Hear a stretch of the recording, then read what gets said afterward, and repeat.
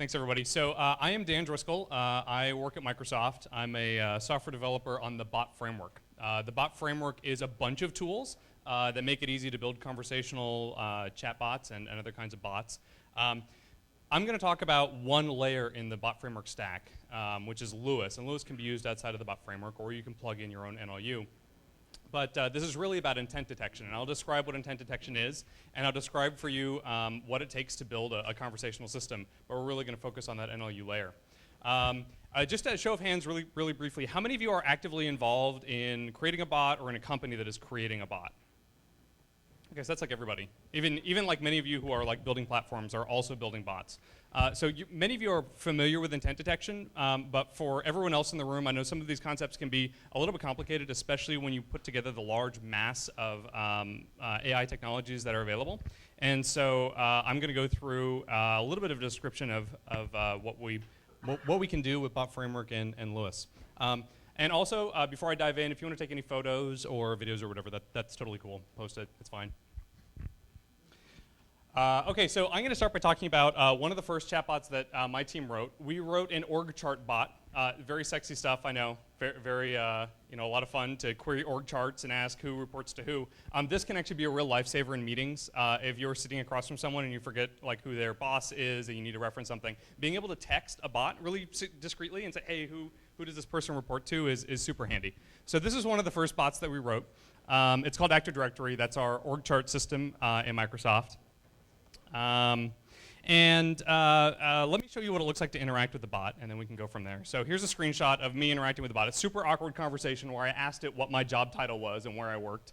And you can see here are the questions that I posed to it. And the bot's very straightforward, very simple.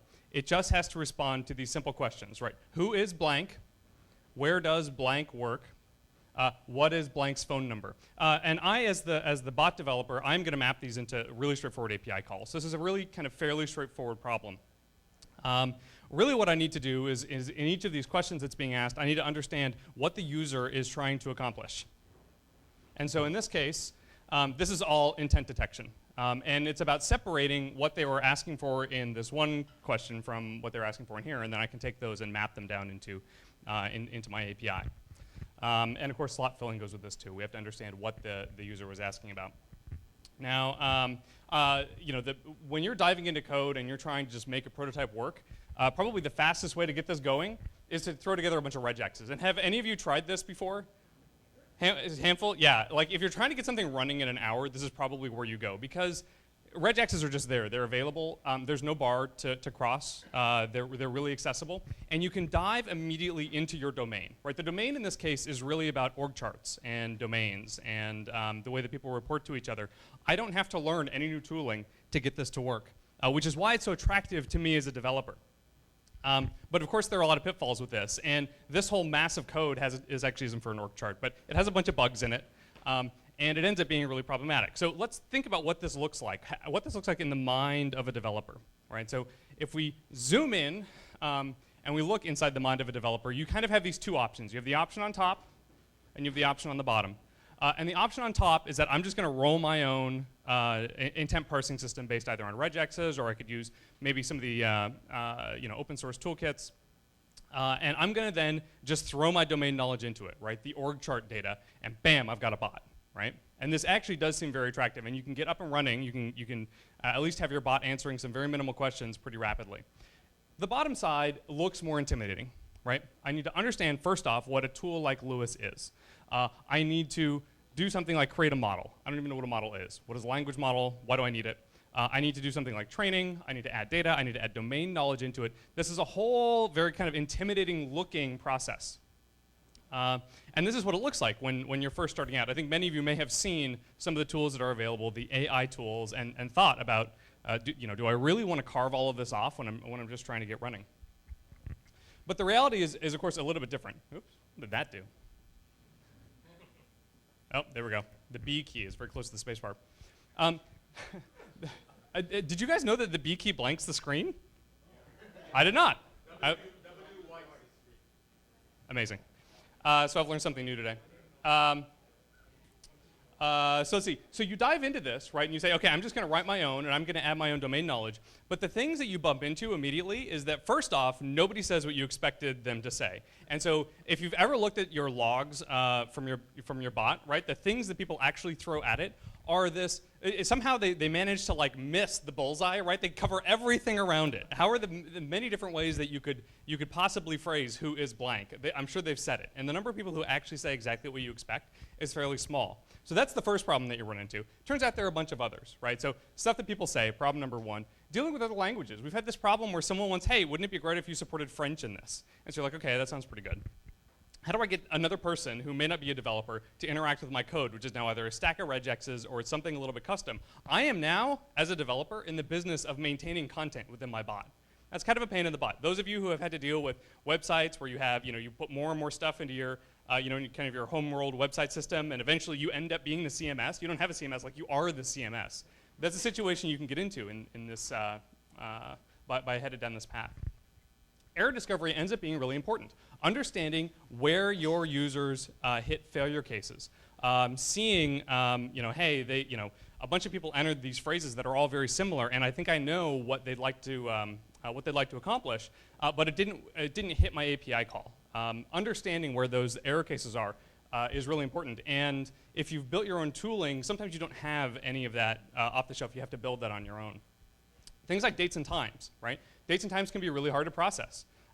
Doing things like match ranking. So if you have an ambiguous match, trying to sort out, let's say someone had mentioned email. Are they trying to email someone, or are they looking for someone's email? If you have a simplified pattern matching system, you very rapidly get into this case where to solve one problem, you now have to rearrange all of the rest of your code. And this ends up being a largely unmaintainable mess. We found this. I've bumped into this. When I've worked on these conversational systems, years in the past, bumped into all of these problems in one way or another. One thing that you may notice here is that I have deliberately covered all of these boxes orange, because in some cases you do run into domain-specific problems, but in a lot of other cases, most of the time, the problems that you end up hitting when debugging these conversational systems are generic conversational problems. They're not related to the specific domain. If you're building a bot that can do, health information, you're probably going to have up front things like synonyms for, medical conditions, or a layperson's term versus a really specific medical term. But most of the time, those aren't the problems that you hit. Most of the times are things like rearranged words, and especially when you're dealing with, let's say, non-native English speakers, or anywhere where you're dealing with really fast typing, the word order can just be completely, it can be off one or two items, and that can totally throw your custom-built system off. So these are all really generic problems, and there's no reason that you as domain experts, that you as bot developers should be spending your time solving these problems that we've been able to solve in other toolkits. So Lewis ends up being a really great way. Lewis is our NLP platform that allows you to do the intent detection that I talked about. And even though I have this, all of these scattered items up here, the bar on the bottom, which I actually didn't have time to put a compressed bar, it's actually much faster than you would think to get started and get up and running with Lewis and start detecting intents in phrases that your users send to you.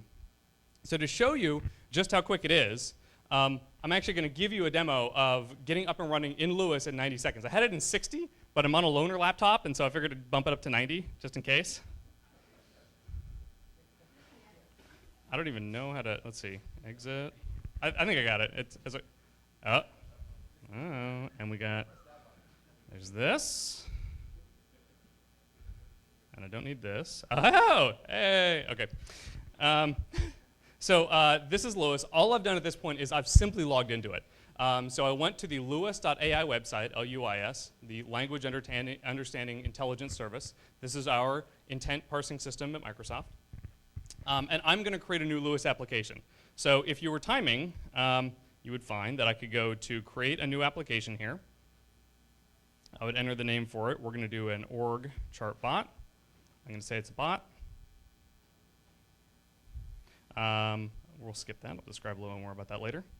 I'm going to add it.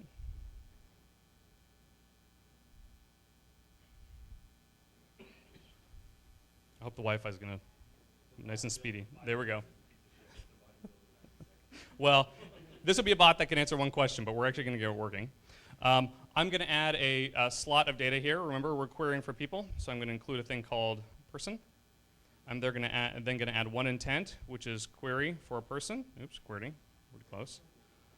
I'm going to say, I know, thank you. What is Dan's office? Click save.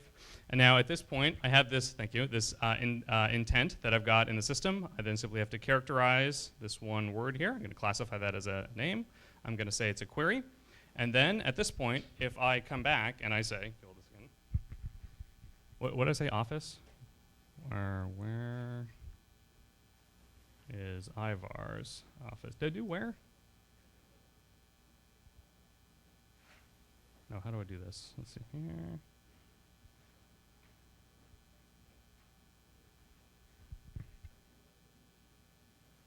Train the model. Press the publish button.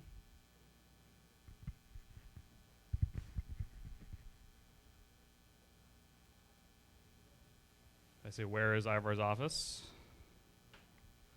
There we go. So even though I didn't have to classify Ivar's name in there, it found it with 99.9% accuracy. And this is a really terrible bot, right? This can only answer one question.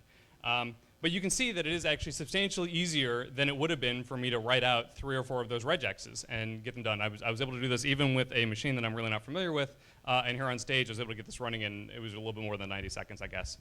And you can see, too, that the interface is really straightforward. So we know that APIs can be challenging and complicated to use. So the APIs that we're building in the bot framework and the Microsoft Cognitive Services are designed to be lightweight and straightforward. This is just a get that you do on this URL. You put the query in there, and you get back a blob of JSON.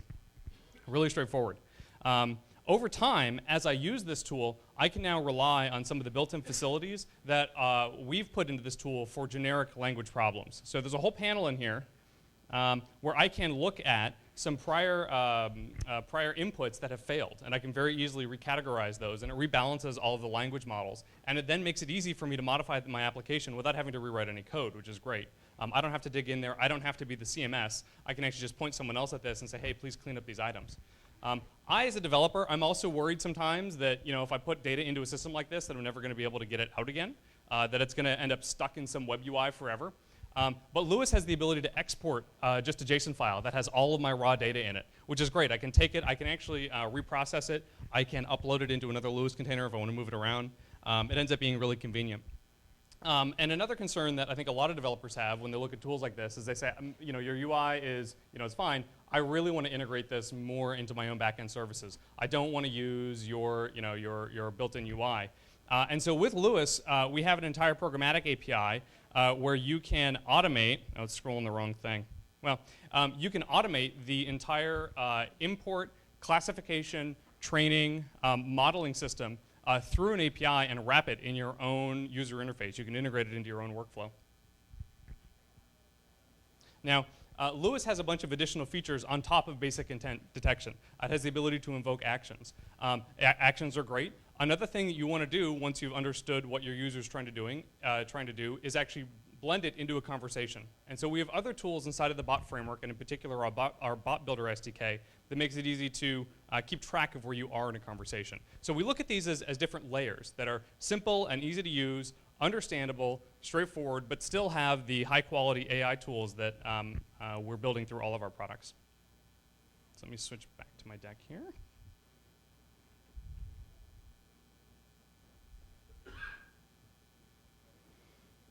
Uh-oh. No. I've broken it. I have no idea. It's right here.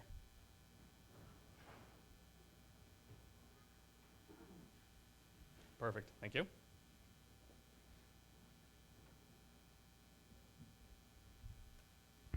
So, I as a developer, I in particular love APIs that are predictable, powerful, and clear, right? I want my APIs to be understandable.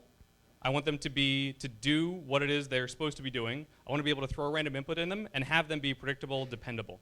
I like them to be powerful, for them to be able to solve problems that I didn't necessarily anticipate when I started using them. and I want them to be clear. I don't want there to be extra junk on top of them, getting in my way of using them, right? Having a simple get interface is really convenient in this case. I construct one URL, I throw a piece of text at it, and bam, it comes back as a JSON blob, and I can then parse it. So we think that these APIs like Lewis and Block Framework are great because it lets us partner together. Overall, I think we believe at Microsoft that building great software is really an act of partnership. That on one side, we have the ability to build generic tools. We have teams of language researchers. We build UI and APIs that allow you to manage your own NLP, and we're adding services over time. And to that, you bring your expertise. You bring your domain knowledge, you integrate with your own APIs, and you own the customer and the experience. And so it's this partnership together where we can build much better solutions than I think we can on our own. So to give you an example of one of the great use cases that Lewis is helping to power, I've invited Ivor up here. Ivor is from Kik, and Kik has built a ton of really great bots, and is going to talk about one of them that uses Lewis for natural language processing. So should we start off with a demo first? Yeah, sure. Cable? Hi, everybody. As you know, Kik is a bot platform and a messenger service. And this bot was built by our innovations team for the launch of our fashion and beauty section in our bot shop. So, the innovation team kind of looks for killer chat experiences that maybe the bot community is just kind of dipping their toes into. And we want to, kind of move fast forward and have the learnings and to share those learnings with the community after we've built them. So this is how you get to the shopping bot. Go to Kik, go to the Find Bot Shop, Fashion and Beauty, look for Shop, and now you're talking to the shopping bot. And the thinking behind this is like it's your personal shopper. This first version, we pretty much cut bare bones to what do you want to look for, but our second version, we want to really give it a personality and kind of make it like your personal shopper. So I'm going to start off with a simple query first. All right, thank you. All right, I'm looking for a red dress.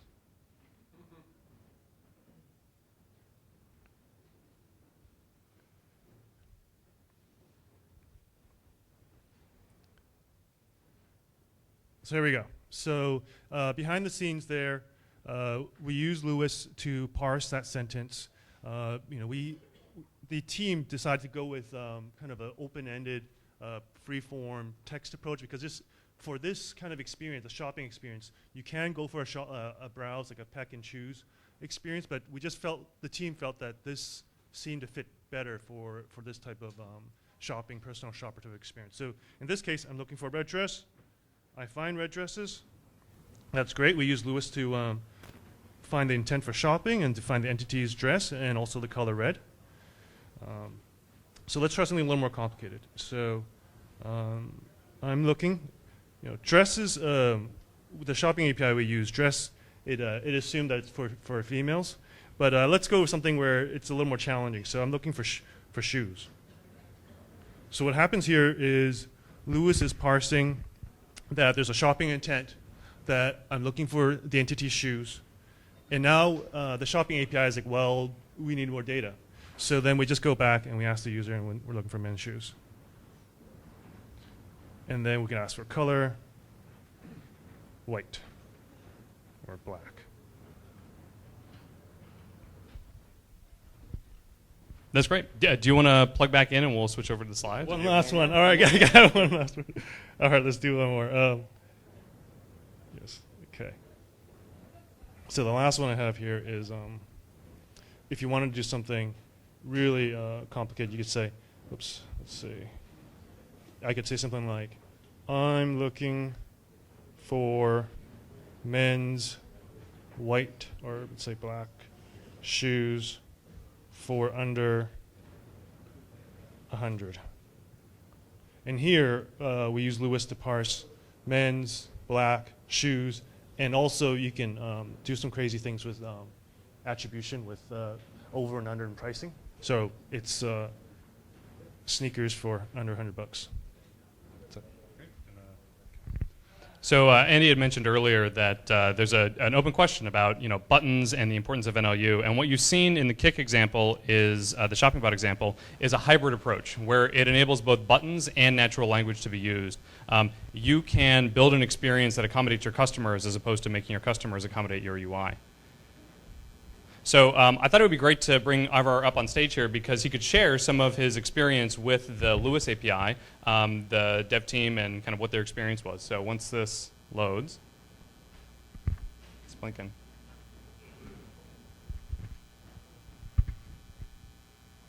So at the last Botness, a lot of the concerns with NLP was why should I use it? Will it scale? And is it flexible enough? In this use case, you can kind of see that for this kind of chat experience, we wanted to make it more of a personal shopper experience, so it made sense to use NLP.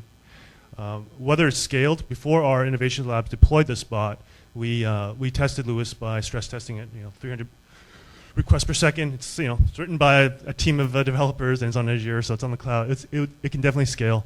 And in terms of flexibility, the challenge with flexibility is you don't want to spend hours and days training your system. So it is very helpful if you can upload pre-training for the model. And so what we did was we had, for like the colors one, we had 1,000 colors in a CSV. We could just send up to Lewis and it worked fine. So that was our experience. Well, if you have any questions, just come grab me during the talks.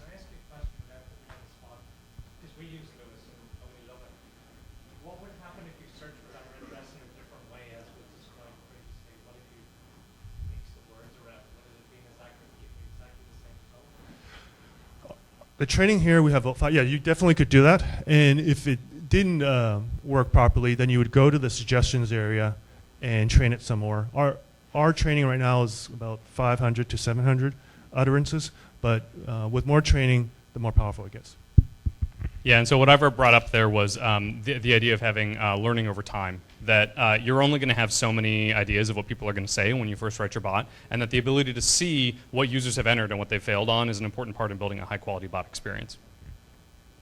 If you want any further resources, you go to lewis.ai, botframework.com, or there's me. Or I think, do we have time for questions? A few questions? Anyone has any additional ones? This is a very highly qualified bot audience, so you guys probably know all about NLP. But yeah, if you have any other questions, feel free. You can find me around, and happy to talk more.